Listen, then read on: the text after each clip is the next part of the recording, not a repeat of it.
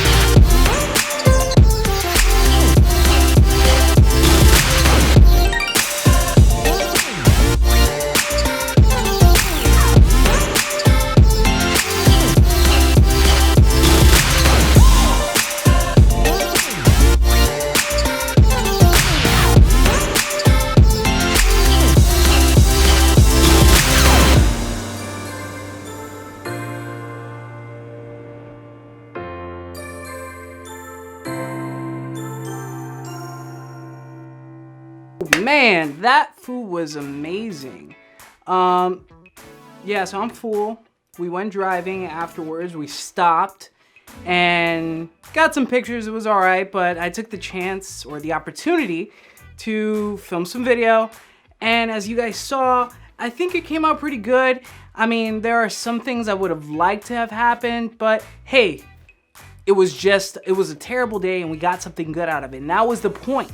So let's kind of walk through what happened and how was I able to get some of the shots. So the first thing is come up with a plan. I knew the shots that I wanted, sort of, and I just kept those in mind. I said, okay, well, I'm gonna go and get a shot of me picking up my stuff, then I'm gonna get a shot of in the car, and then a kind of a drone shot to transition us from place to place, and then whatever I could come up with at the restaurant, maybe some cool shots of the food, which I got.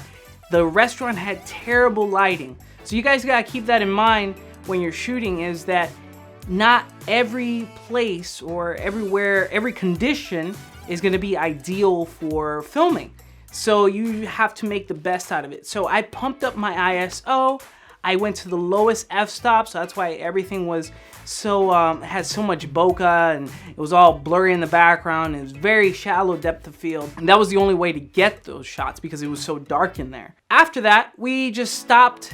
There were some flowers on the side of the road. We're like, oh, cool. We should stop and get some shots of the flowers. We have the cameras here. This would be nice. So that's what we did. We just stopped and As you guys saw, we just took some pictures and flew the drone around. I was just thinking in my mind how I was going to approach the edit, because if I just started filming like crazy, then I was just gonna have a mess of things. So I kind of had to have a little structure. So I kept that story in mind. I would get some shots of me, I would get some shots of her, and some drone shots to tie things together. And at the very end, we got to this, we were driving, and the sky was really beautiful, and she was like, oh, you should totally get a time lapse. Now, I did not have the time to set up a proper time lapse. And that's really important, guys, when you're shooting. Sometimes you can't focus so much on the technique. Ideally, I would like to have set up the camera, set up a proper time lapse, set my integrals, everything. And that would have been great, but the light was going away. We were on the side of the road. I wanted to do it fast, so I said, you know what? I'm just gonna hit record. I'm gonna set my exposure, hit record, and just film a video. It's not the way I wanted it to be, but I knew that it was going to work for this story, something quick. And that was throughout this whole thing. That's what I kept in mind.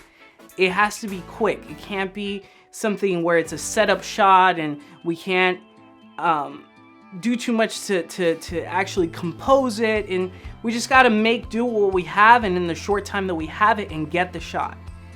And so I didn't use any gimbals. I didn't use any glide cams, nothing like that. Everything you saw was handheld. I will say that the camera I'm using is a GH5, and that has internal body stabilization. So that helped. Also, what helped is shooting every single thing in 60p, 60 frames per second. So that helped. It also was a negative too, because as you know, or maybe you don't, you have to use the 180-degree rule.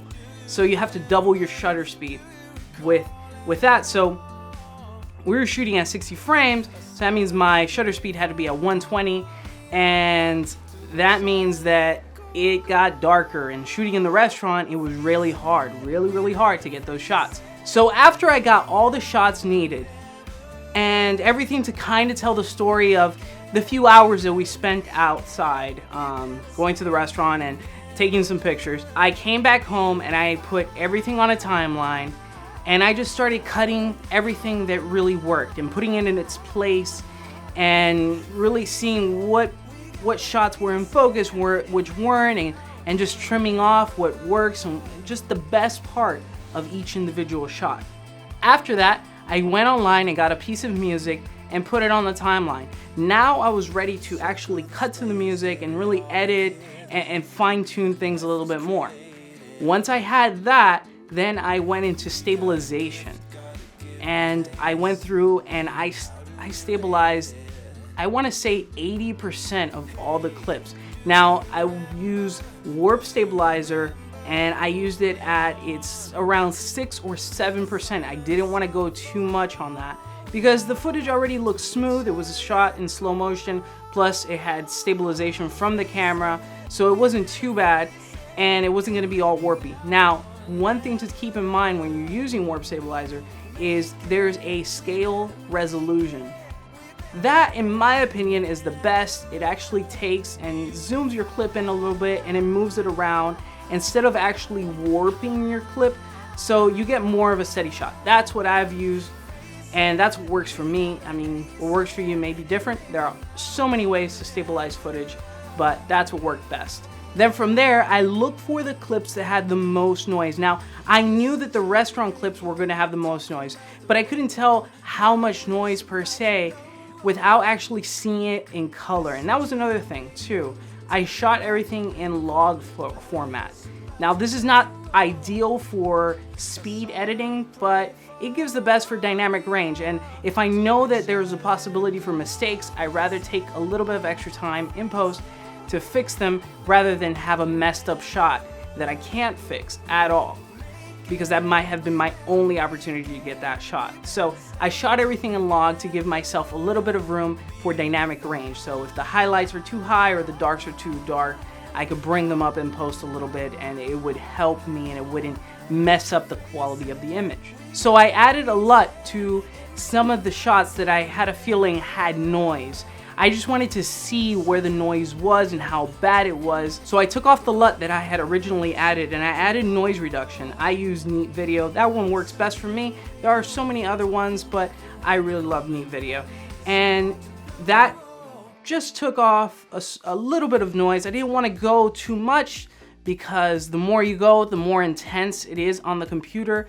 Plus, it starts losing quality and you start getting artifacts if you go too heavy on the denoising. But I just use a little bit sparingly, and then I went through and I added a LUT to all the videos and started coloring each individual clip. This was a quick coloring. It wasn't really, I didn't balance the color. I didn't do color correction per se.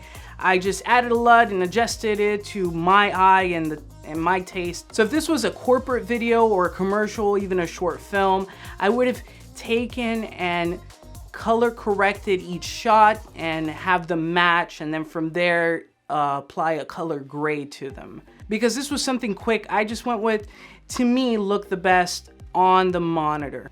So after everything was laid out on the timeline, the music was set, most things were cut to the beat, I went through one last time and just trimmed up everything and really looked at where I can add a transition or effect, and I was like, there's really nothing, no transitions that are actually needed that would add more to the video. It would be cool, but it wouldn't add to the story. So I didn't take the time to add it in. That's something to keep in mind, depending on the timeline that you have and the purpose of the video and the story. If it doesn't work for the story, if it doesn't add to the story, then it's really not needed.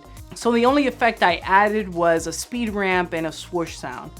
And that's it. Well guys, I hope you enjoyed the video. I hope it taught you something and maybe inspired you to just go out and shoot, even if it's a gloomy day and you don't feel like it necessarily, but you still can make something out of it.